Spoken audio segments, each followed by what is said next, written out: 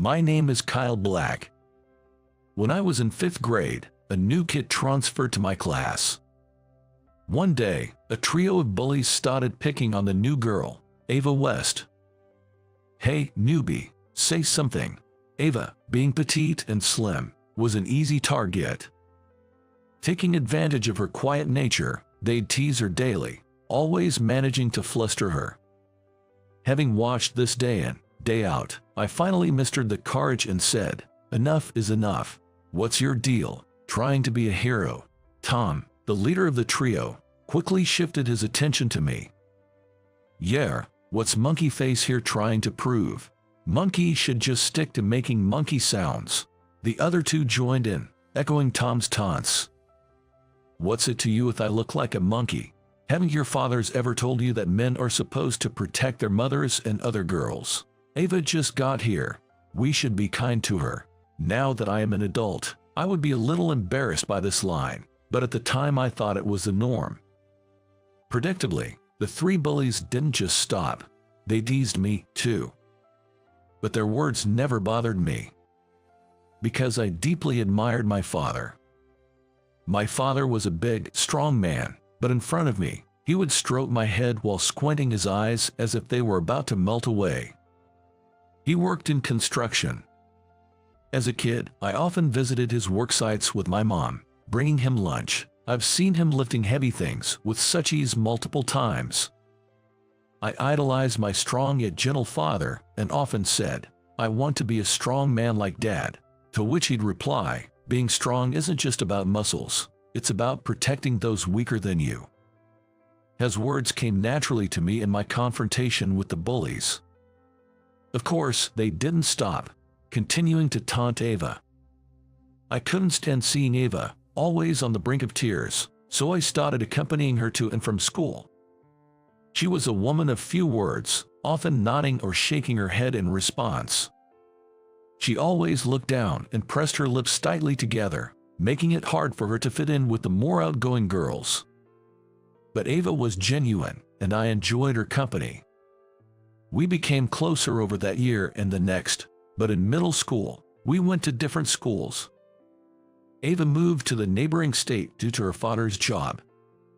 "I'll write you letters," she promised. How happy I was when Ava told me that. And true to her word, we exchanged letters. Looking back, it was quite a youthful period. Exchanging letters with a girl during the height of adolescence. To be honest, Ava was the only girl I was ever close to. One day, 13 years after graduation, I received a notice for a reunion under the title, "Let's have a reunion now that we are about twice our age since graduation." The quirky theme made me chuckle, and I decided to attend. At the venue, I was thrilled to see familiar faces. As I chatted with old friends, I noticed a group in flashy suits. Looking a little further away, I see a group of people wearing fancy suits. It was the trio of bullies. The most eye-catching of them was Tom. As I laughed at his flirtatious appearance, Tom hasn't changed either. Feeling nostalgic inside, I locked eyes with Tom. "Hey, you're Kyle, right? You haven't changed a bit." Tom, with his buddies, approached me, laughing. I can easily tell it's Kyle, with his red face and monkey. The way he is in a groove hasn't changed since elementary school. The banner went on with them reminiscing about my monkey face. While it was a fun reunion with the trio, it seems I made a mistake in making eye contact at that moment. That trio seemed to be bragging to everyone about which universities they had attended. Now, I wasn't embarrassed or anything.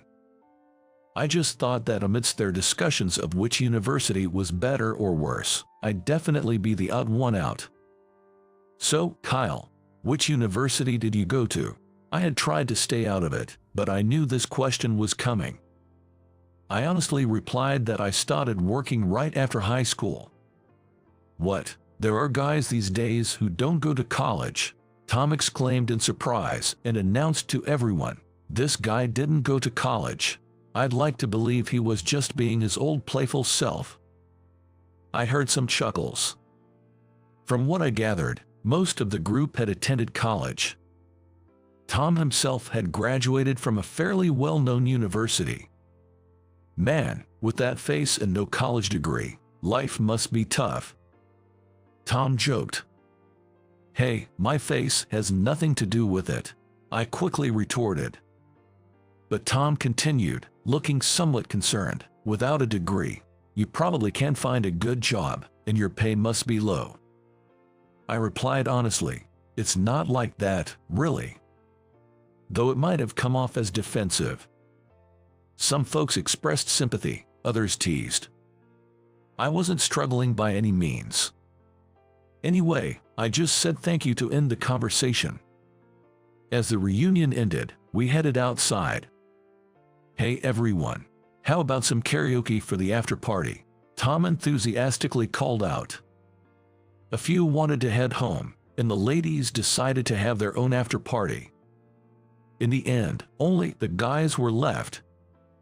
Tom is disappointed that the girls didn't stay, but then he says he will take them to a nearby bar that Tom frequents. As I check my watch, deciding whether to join or not, Tom encouraged, "Come on, Kyle, join us." I thought, why not? It's not often I get to catch up with these guys. With a note that I might head home early, I followed the group to the bar. Tom's favorite bar had an international vibe, with waitress and customers from various countries. As we walked in, everyone was in awe, exclaiming, "Wow, this place is cool." After Tom conversed with the waitress, he was led to a large table in the back of the bar.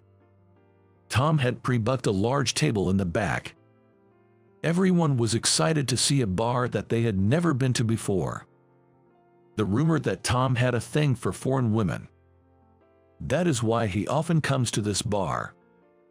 "This is Michelle." Tom introduced the waitress who came to our table.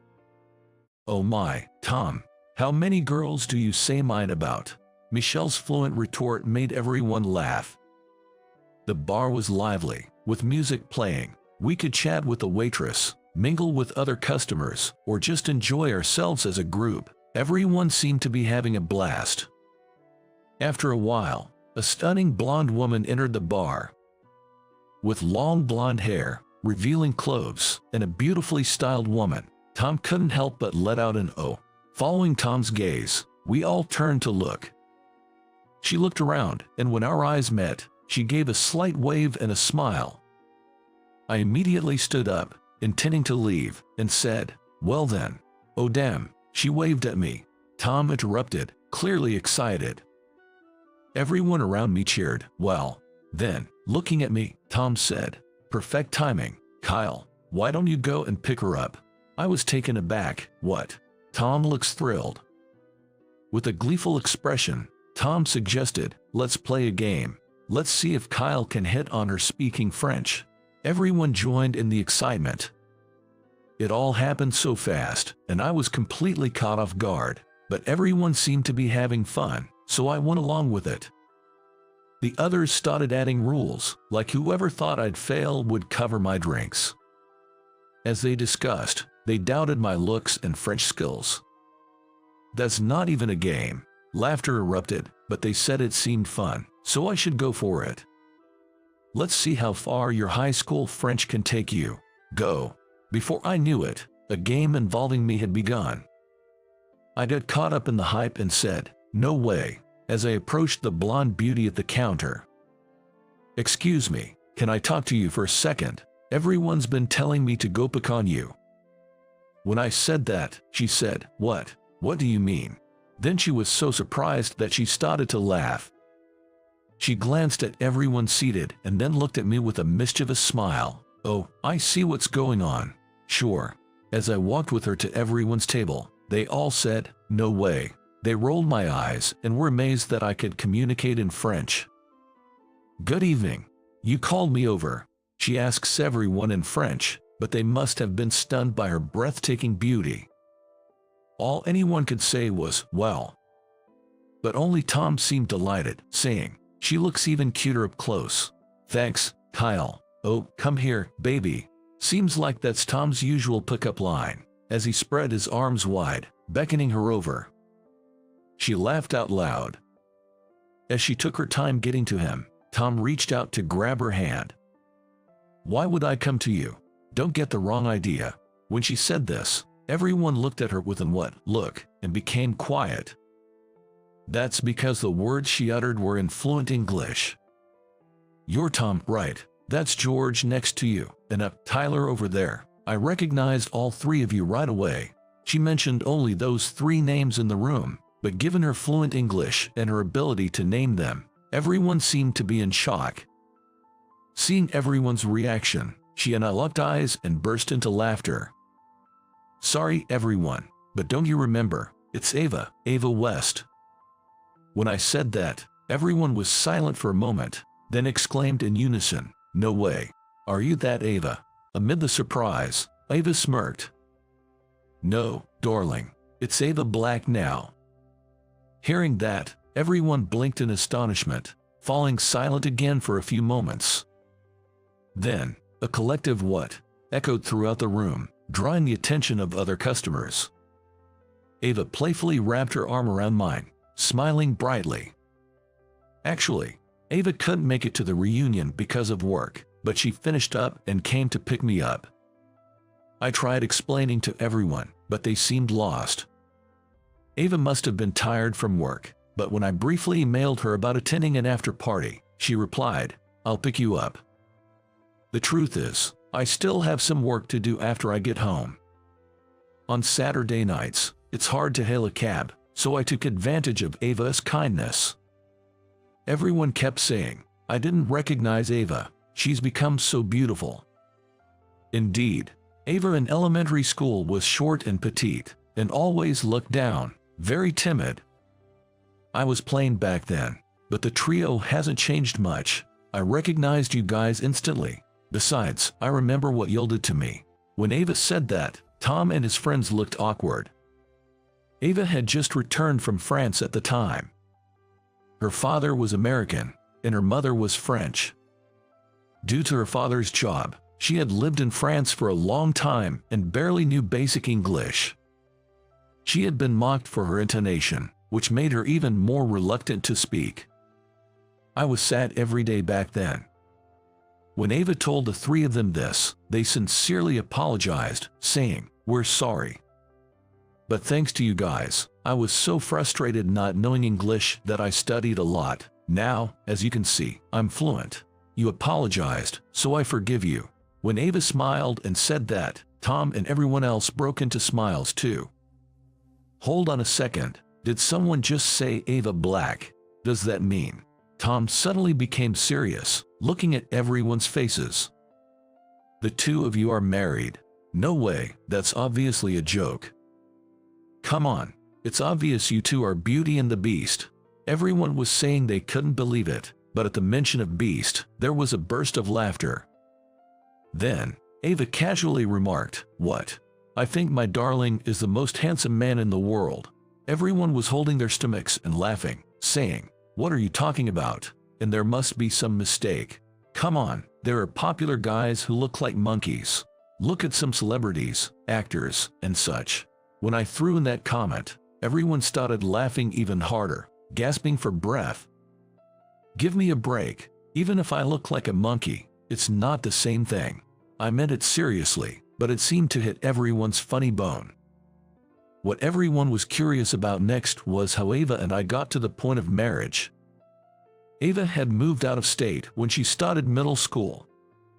Everyone only remembered her up until our elementary school graduation, so it wasn't strange for them to think that was when Ava and I last had contact. When she moved, she told me, "I'll write you letters," and that's how our correspondence started. I became interested in French because of Ava, and she wanted to learn English, so our letters were written in both French and English every time. We would look up words for each other, and, though the exchanges were awkward, learning new words was fun. We shared our middle school lives in our letters. Once we hit high school, we had a bit more freedom. About once a month, I went to hang out with Ava. Maybe because we couldn't meet during middle school. When I saw Ava for the first time in high school, my heart raced. She had grown taller, and her hair, which was shoulder length at elementary school graduation, had grown to her waist. She had become more ladylike. Turned out, we both had feelings for each other at that time. But I had no idea about it back then and kept those feelings to myself. By that time, I had a pretty rugged face, almost monkey-like.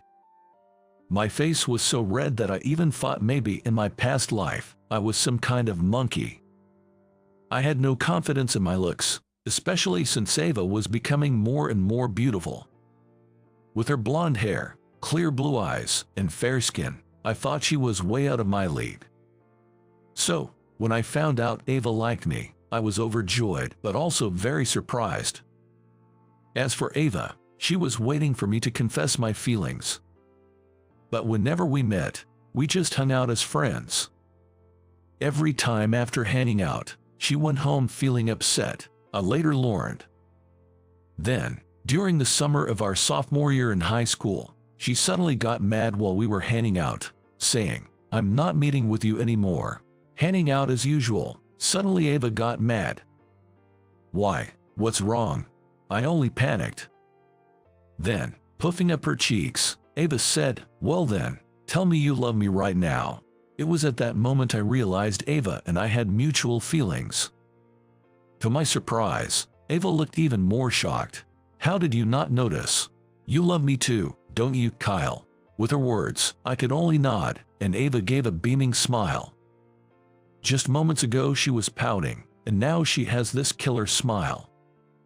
I was caught off guard by the change and couldn't help but smile. "Then say it properly. Say you love Ava right now." Of course, I wanted to say it right then and there. But we were at a bustling town square. No way could I say it without being super embarrassed. "Come on, don't keep me waiting. Say it now. Really." Here of all places. I was embarrassed and said, "I'll tell you later," but I could tell by the look on Alice's face. She wouldn't let me go home unless I said it. I must have been beet red. "I love you, Ava." It was my first ever confession of love. I was thrilled when Ava became my girlfriend, but I still lacked confidence in myself. One day, I asked her, "Aren't you embarrassed to be with someone like me?" Ava widened her eyes and exclaimed, "Why would you think that? You look so ruggedly handsome. Plus, you have a strong and kind heart. Remember when I just transferred schools and you helped me out? Since that moment, Kyle, in my eyes, you've been the coolest guy ever." Ava looked straight at me and reassured me like that. From then on, I gained confidence in myself. Our relationship continued as a couple, and after high school graduation, Ava went off to college while I joined my family's construction company, where my father was the CEO. I considered going to college, but having acquired specialized training and certifications in high school, I was eager to start working right away. And so, I waited for Ava's college graduation to propose. We happily became husband and wife. I briefly shared our love story with everyone. "You see, my darling is the best husband in the world."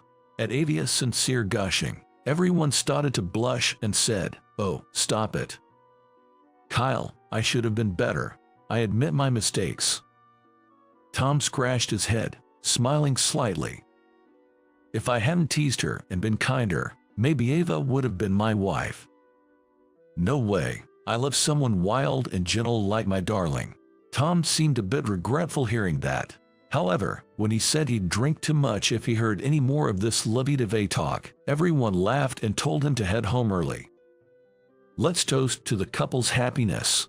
"Yeah, Kyle, drinks are on us tonight."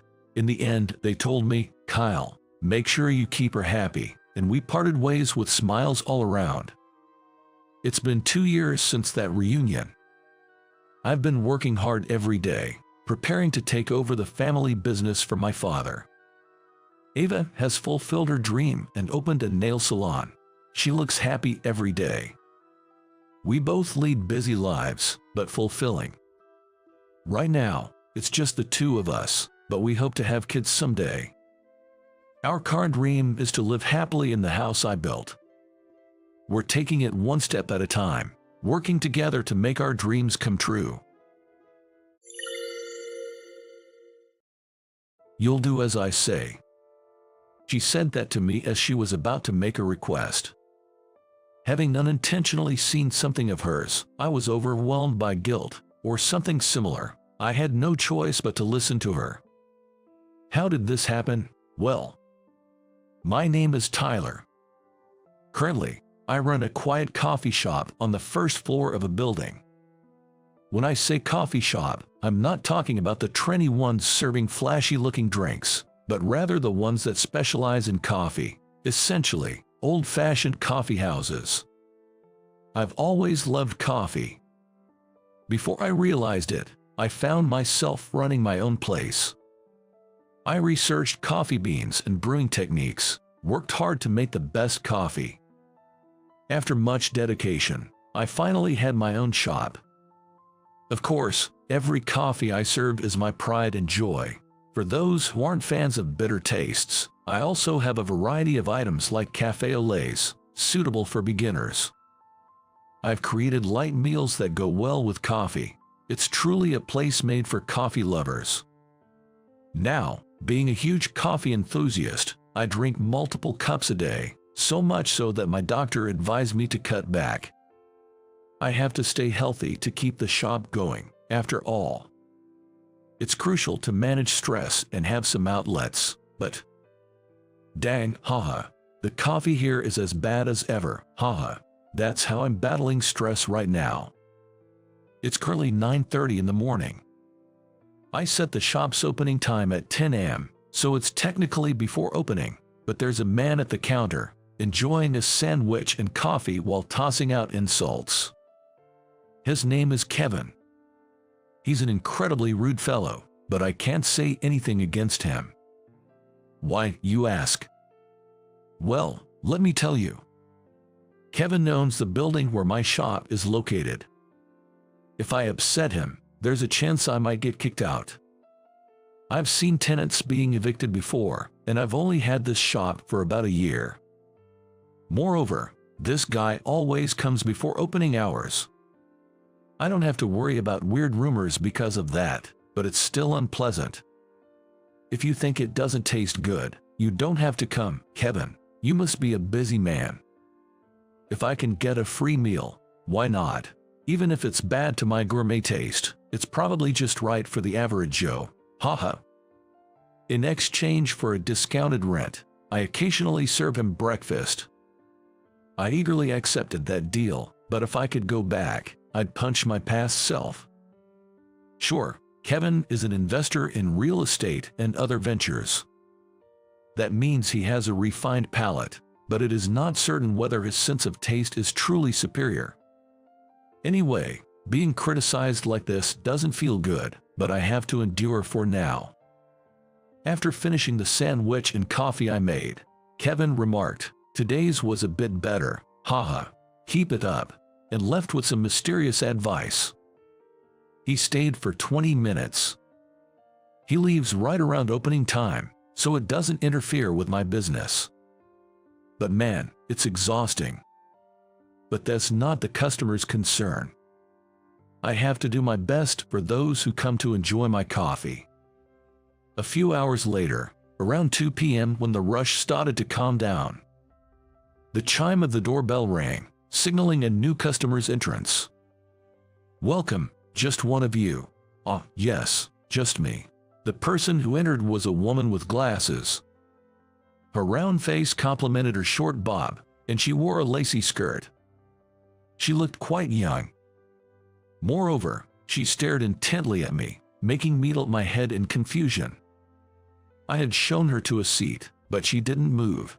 Maybe there's something on my face. "Excuse me, ma'am, is there something? Sorry for coming out of nowhere. Are you Tyler from North Elementary and Northridge Middle School?" She stared at me intensely as she said that. Hearing her words, my eyes widened, because she had correctly named the schools I went to. At the very least, this woman in front of me seemed to know me. I gave a small nod. "Yes, that's me, but..." "I knew it. It's me, Emily. Don't you remember?" "What, Emily?" The shop was empty at the moment, and I couldn't help but raise my voice. "Emily, Unforgettable. She's my childhood friend. I can't recall when we first met. We lived close by, attended the same preschool, and played a lot at the same park. Emily's parents ran a business, so she was like a little heiress, while I came from an average household. But such differences didn't matter in our childhood, and Emily and I shared countless adventures. From racing to hide and seek, to seeing who could make the biggest mud pie. We spent so much time together that even in elementary school, we were inseparable. In fact, Emily was so shy that she'd say she was scared to go to school if I wasn't with her. Her concerned parents even considered transferring her, but she was adamant. I don't want to be separated from Tyler. She was quite stubborn, to say the least. So, we went to and from school together, and I often hung out at her house. Our parents became close too, and whenever my folks were late from work, Emily's parents would let me stay over. Their house was so grand, it was every kid's dream. But our close bond broke in middle school. Why? Because I heard Emily got a boyfriend. She always had a youthful, round face which made her popular among the boys in middle school. So when I heard she got a boyfriend, honestly, I was jealous. I regretted not confessing my feelings to her sooner and realized for the first time that I had fallen for Emily. Moreover, I witnessed Emily entering the science prep room with an older boy from a year above. Curious, I sneaked a peek and saw Emily and him hugging each other. In an empty classroom, just the two of them sneaking around. Well, the nature of their relationship was pretty clear. In that moment, I realized that although I had feelings for Emily, it was too late. I distanced myself from her. Can't blame me, right? The senior she was with was good-looking, and I felt I couldn't be by Emily's side. At the very least, I didn't want to stand in the way of her happiness. And so, our connection was broken. Emily reached out a few times after starting high school, but I never felt like responding. Eventually, her messages stopped coming. But now, after all this time, why is Emily standing right in front of me? We hadn't met since becoming adults, so I didn't recognize her immediately. But now, even with makeup, she's unmistakably Emily. I'm so glad. You remember me. How could I forget? But why are you here? I saw your cafe in a magazine, so I just had to come. Come to think of it, my cafe had been featured in magazines a few times. Apparently, Emily saw one of those and decided to drop by. Thanks for coming. Feel free to relax and stay a while. Tyler, do you have time later? Huh? There's something I really need to ask. I know it's presumptuous to suddenly show up like this, but you're the only one I can ask. Emily looked desperate and anxious. It seems there's a significant matter at hand. Seeing her distressed, I took a quick glance at the clock. Okay, I understand. My cafe closes at 6 p.m. Can you come by afterward? I'll treat you to a coffee, considering you've come all this way. Thank you. I felt bad leaving Emily in her current state, but I couldn't leave the shop during business hours. We decided to meet up later, and Emily left for the time being. By the way, my cafe operates from 10 a.m. to 6 p.m.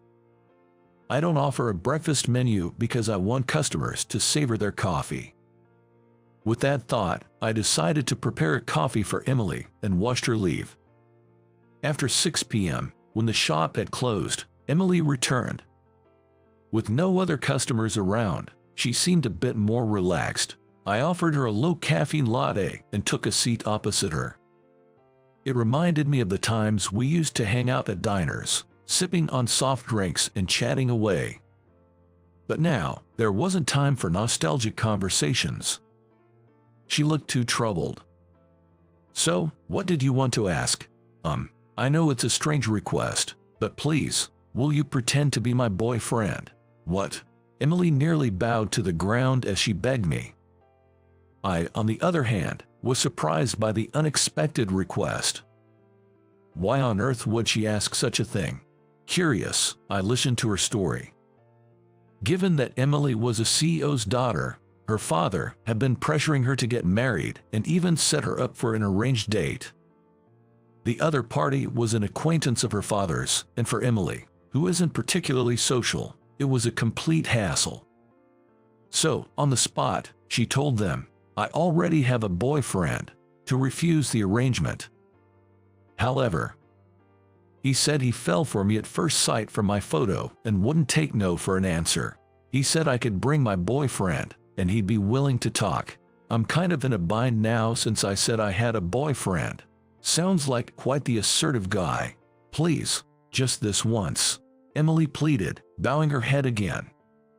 Sure, I've known Emily since we were kids, and if asked about our past, I could easily talk about it. It might even be easy to play along. An image of Emily's dad flashed in my mind, but seeing Emily right in front of me, desperate, I posed a question. Don't you have a boyfriend now? I remember you had one in middle school, or at least some guy friends. What? No, I don't. I've never even had a boyfriend. What? Emily looked shocked, but I was even more surprised. I was sure Emily had a boyfriend in middle school. But when I mentioned that, did I ever say I had a boyfriend? But, what about you and that senior in the science prep room? Oh, that, Emily was surprised that she was being watched, but the person she was meeting with at that time was her friend's boyfriend, and they were discussing a friend's gift. And when she almost tripped, the senior caught her. That's what I had witnessed. So that's why you suddenly became distant in middle school. Well, I thought it would be problematic if there was a misunderstanding. Right. I had never heard directly from Emily about having a boyfriend. Just got that notion from mutual friends and the situation I had misunderstood. Back then, I was so shocked, I didn't even try to clarify. What's that? I was so hurt at the time. Why didn't you ask me? I didn't have the courage to. Sorry. I genuinely apologized. From Emily's perspective, I had suddenly become distant and didn't even reach out. It's only natural for her to feel hurt. Pouting, Emily said, "If you feel guilty, then do as I say."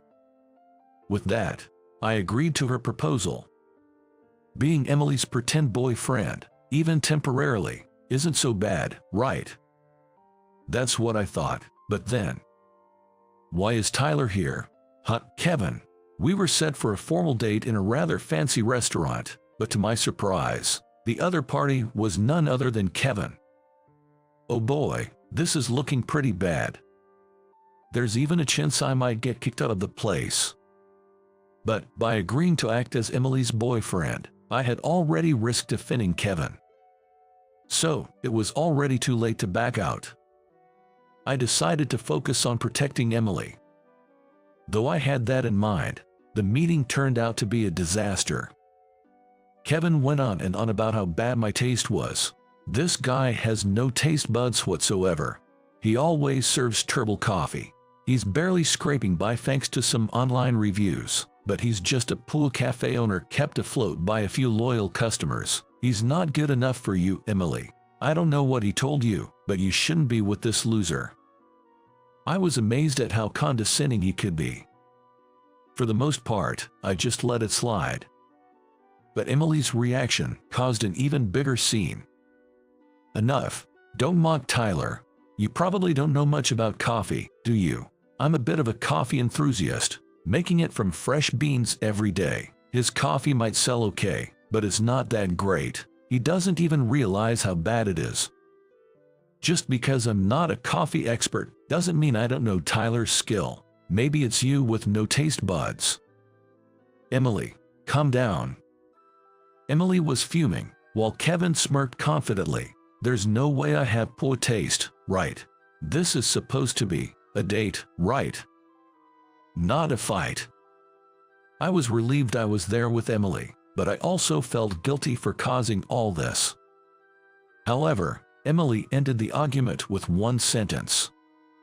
You might have said Tyler's coffee is bad, but how could a barista who won first place in the World Coffee Championships make bad coffee?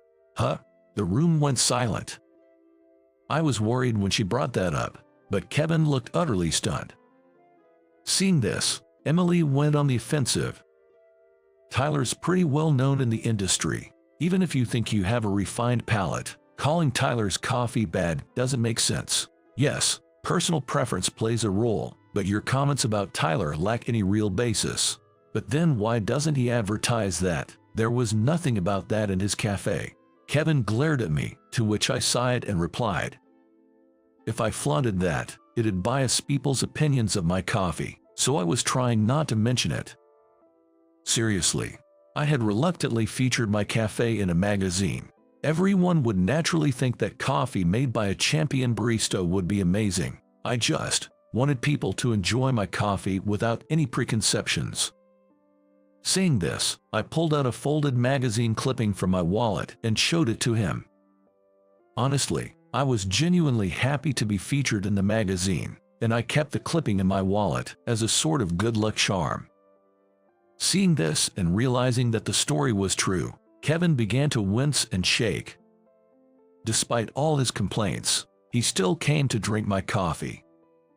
He probably recognized its quality. His ego probably couldn't handle praising coffee he thought was made by a regular Joe like me. That's why he'd been belittling me so much. But I knew that there were plenty of people who truly appreciated my work, so I could brush off Kevin's ranting. In the end, Kevin stormed off saying, "You'll regret this," and the date was called off. We decided to head home. I'm sorry. Do you think you will get kicked out of the building? It's okay. Even if we do, they'll give us some time. If it comes to that, I'll just try my luck somewhere new. Saying this, I escorted Emily back to her family's home. While I was concerned about the cafe, I felt good about standing up for Emily. But now that this was over, would Emily and I drift apart again? The mere thought filled me with a deep sense of loneliness. It felt a lot like when I heard Emily had gotten a boyfriend. Did I want to be away from Emily again? No, definitely not, especially after rekindling our bond. This time, I want to be right by her side. Hey, Emily, what's up? I stopped walking, and she did too. Looking straight into her eyes, I declared, I've always loved you, Emily. I want to be your real boyfriend. Though my heart was racing, Emily, tears in her eyes, whispered, I've waited so long to hear that, and she embraced me. Despite my romantic confession, our surroundings shifted dramatically after that. First, after confessing, I immediately headed over to Emily's parents' home to greet them after a long time and to get down on one knee, saying we're officially dating now, so please don't bring up any arranged marriage talks. Her parents, especially her father, were pretty furious that the date had been disrupted. When the main culprit turned out to be me, he didn't seem to change his opinion. Well, he's a CEO after all. He probably wanted his daughter to marry someone of appropriate status or wealthy. However, Emily secretly recorded the whole encounter with Kevin during the matchmaking and played it back, saying, Dad, you really can't judge a person. Hearing Kevin's rude remarks, Emily's mother chimed in. If Emily has to marry someone like that, I'd rather she be with Tyler. With that, we gained an ally. In the end, her father gave in, and we were allowed to date.